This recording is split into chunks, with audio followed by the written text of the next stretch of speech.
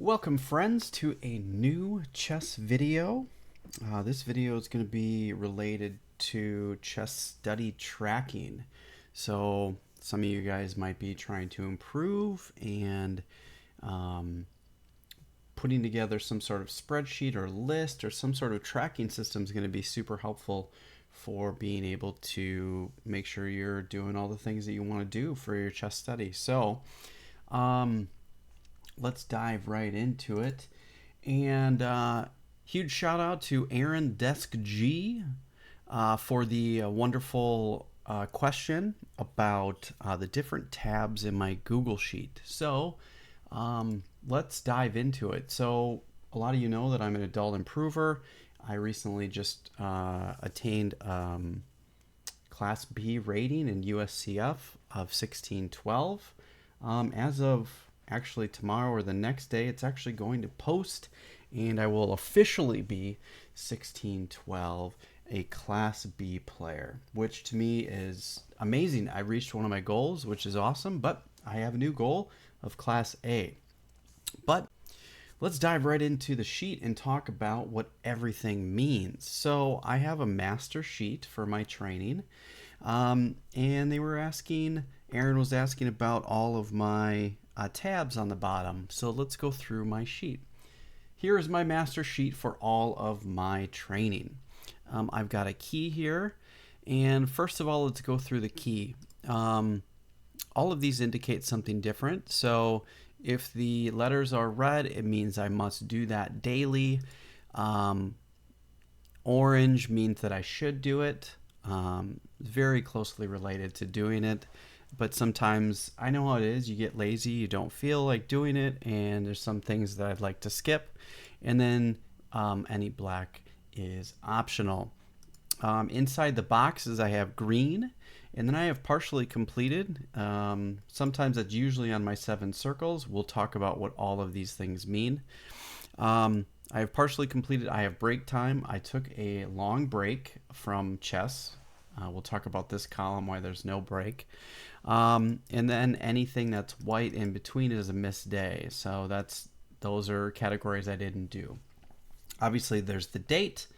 And then each one of these means something different, each one of these categories. This is the International Correspondence Chess Federation. So if we go to my iccf.com, I'm actually currently in an event. I have played 2 other ones. This is for my USCF correspondence rating. This is the most important thing that I have that I'm doing. So it's on my sheet to check it every day. This one's still running, but I've actually won that particular tournament. It's still in progress, but I've won it and no one can catch me. So I've actually won the tournament, but it's still ongoing. And I had a perfect score, which was amazing. But right now I have a new event, which is this one, which started earlier this month, about 20 days ago. And I've already picked up a win against the 1911. So I'm doing really well there. And yeah, I've got a bunch more to do, but I make sure to check these games. As you can see, I have 5 out of the 6 games. My turn. I've only had 1 or 2 days of time spent thinking of them. So I do have to get to those moves, but I make sure to take a look at these games and ponder on them and think about lines and ideas. So there's that one. We covered that one. 7 circles is actually, I don't have the book in front of me, but it is similar to the woodpecker method. And what it is I use a program called CT Art Chess Training. Some of you are familiar with that. It's by Chess King, I believe it is, but I have the installed program, which to me is I like better than the online version because it gives me a couple other things that the online version does not have, which is the ability to add more players. So right now I'm in circle 1 and I have a current rating of 1821 and I started at 1600, and this is how well I'm going. So I have another spreadsheet that actually tracks that, which is similar to the woodpecker method. So if we go to that, I'll show you this one too. I have a lot of tracking. Here is my 7 circles program. We'll talk if you want to see a video more about what all this stuff means. Mainly, it's just a program where I do this many problems in that particular application a day, and then you do it through 7 circles. Getting through all the circles, circle number 7, you do all the problems in one day. So we'll talk more about that. If you'd like to see a video about that, please do leave a comment and let me know, and I'll discuss that in another video. But yeah, I go through and we track all those, and I do those in that column there. As you can see, I haven't started it yet. You did see a little bit there where I do start some of it. I was playing around with it, and I'm working through some of the stuff. Now, the rest of these, D through I, are all related to Chessable. So if we go over to my Chessable, you're getting some secrets here on what my prep is. So I don't really care. If you guys want to know what my prep is, fine. Prepare for me. I'm looking forward to it. But, so what we have is the Art of Attack. I have started that. That is my main tactics course in addition to the 7 circles. So I'm going to go through patterns, our repetition, and Art of Attack is going to be all stuff that I'm unfamiliar with and new. I'm reading through that book and really enjoying it. The next tab, so that's Art of Attack. The next tab is Endgame Strategy. So I'm actually going through Endgame Strategy, the revised and expanded edition. This is by Shereshevsky with Sam Shanklin, going through the book and adding and improving the book on some of the errors that were there, along with all the videos.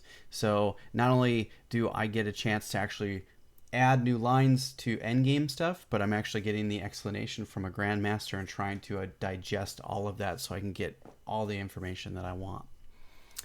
Then I have my E4 repertoire that I'm going through, which is the Beginner's E4 Repertoire by Andreas Toth. I do have other E4 courses by Simon Williams, but they're 500, 700 lines, and it's just so overwhelming. I wanted something that was a little bit smaller. And as you can see, some of these other courses, I'm also trying to learn how to play the Sicilian. I'm going to be learning the O'Kelly variation. That may or may not be set in stone. I'm just trying it on for size right now. I don't even know if that's the rep that I want to try, but I'm checking it out. I might go with some other Sicilian. If you guys have recommendations on what Sicilian you guys might like, that'd be great. And then I'm also going to be playing the Queen's Indian against anything else other than those.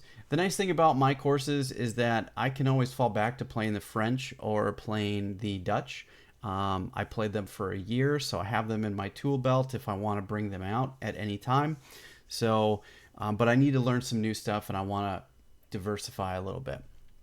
All right, so that covers all of those. So those I have on should do, which I try to add a line every day, and then Chessable Review is to make sure I keep my streak going, along with trying to keep all the reviews gone.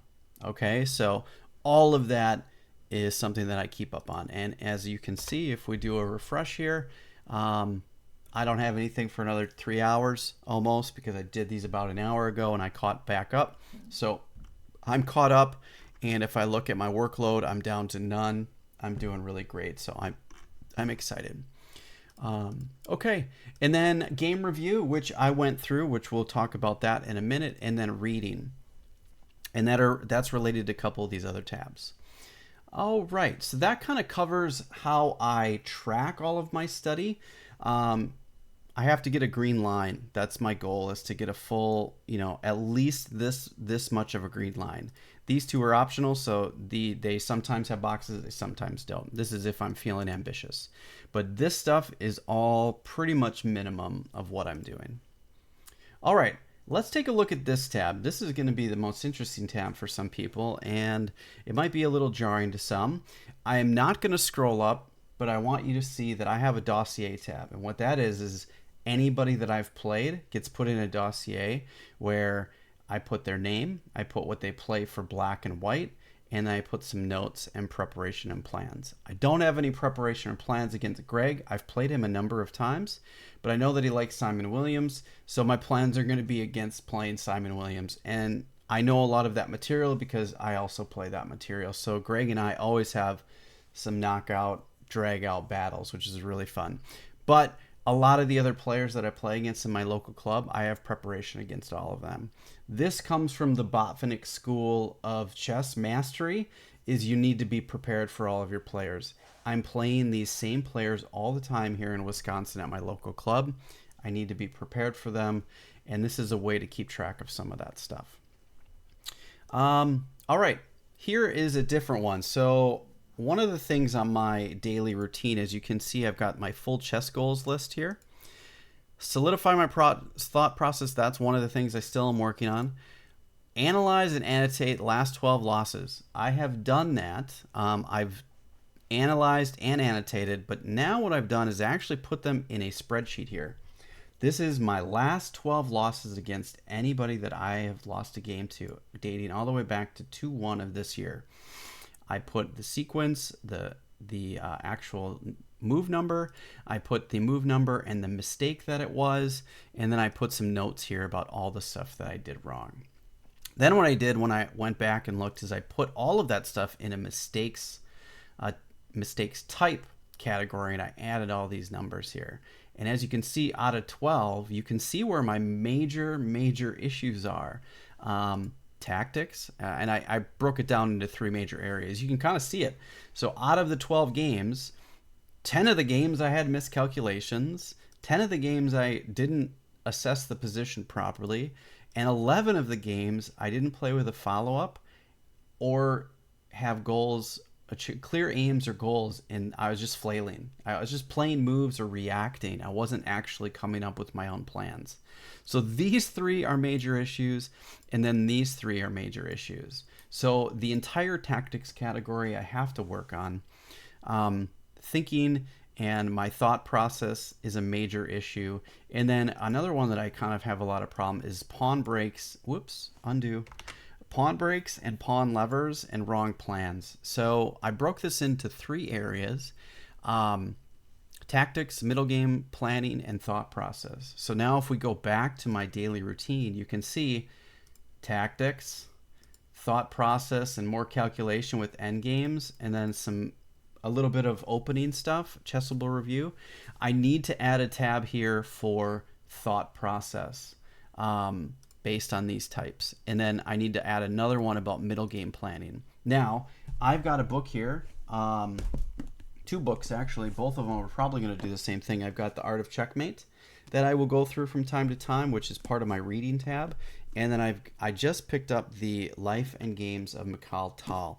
I want to play attacking, aggressive, crazy chess. I need to learn how to play with initiative. That's one of the things I found in my problems. So that is what I am doing. I need to play more like Paul Morphy and Tal and some of the great attacking players, Alekhine, Capablanca. These are going to be my chess heroes for the next year or two, because you can see where my issues are. It's in tactics. I need to play more open games, which is why you can see that's related to more open games with more fighting chess, more attacking chess. I dropped I dropped the French, I dropped the Dutch, I dropped the English. Now I'm playing E4 and trying to go for it. So I've really taken all of my mistakes and wrapped my entire study plan around where my weaknesses are, which is apparently open games and tactics and planning. Now, I've already seen drastic improvements just by making the changes so far that I have made, because some of the games that I've played have been really quite amazing, because I've been playing for initiative, and Andres Toth would be extremely proud of seeing some of the games that I've played. Now, they may not be the most accurate games I've ever played, but they are certainly fighting chess. I'm trying to control the center. I am playing with initiative and energy, and that's the type of chess that I want to play. I feel a lot more invigorated playing the game on the board, which is really nice. Okay, the woodpecker method, I do have that, as you saw in my catalog. I'm not going through it right now, but this is my tab for when I do that, so I can mark everything. This is very similar to 7 cycles. If we scroll all the way over, it's the same thing. Cycle 6 and then cycle 7. It's the same thing. I just have a different particular spreadsheet for that. The nice thing is this actually gives me a percentage of how well I did or didn't do based on how many points I scored. Did I get the problem right? Did I not get it right? So when I return to the woodpecker method, which is what I'm going to do after the 7 circles and after art of attack, then I'm going to tackle woodpecker method, and then start using this as my spreadsheet. So I have it all in one. And then finally, I have a reading tab. And here's what I've actually completed. I have calculation, a guide for tournament players, which was a really great thing. It did kind of mess up some of my thinking, but now I've added it to my thinking. But as one of the last processes, if I'm having trouble coming up with a plan or I can't find anything very concrete, then I'm going to use this as my another form, which usually doesn't happen. But sometimes when you're in a position you can't find a move and you need to make a quiet move, this course is extremely valuable for that type of thinking. So there's that. I read Tactics from Scratch. I've completed that. I read it like a child. I looked through every book. What's really cool about that book is that you don't need a board to do it. You can do everything with just the book, which was really nice. So what I would do is I would take my kids to the park. They'd play in the playground, and I would read the book while I was taking them to the park, which was really nice. So I got to read it in some fresh air. Pump Up Your Rating.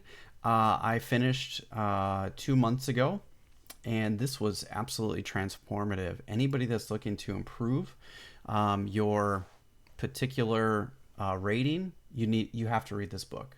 This should be at the top of your list. First and foremost, this is 100% this is what everybody should read. If you are an adult improver and you'd like to improve, this book will change the way you think about chess study and chess improvement. Guaranteed. I would back this. This would be one of my favorite chess books right now. And then you can see some of my other ones here. I've got Art of Attack, Endgame Strategy, McCall-Tal. Some of these are chessable courses, some of them are not. Art of Checkmate, so you can see I'm in the middle of these 4 right now, and I'm going through all of them. These are the ones that I haven't done or completed. This is an A-Guard book. It's halted because it's extremely difficult for me. It's way past my ability. And I've got other stuff on here too.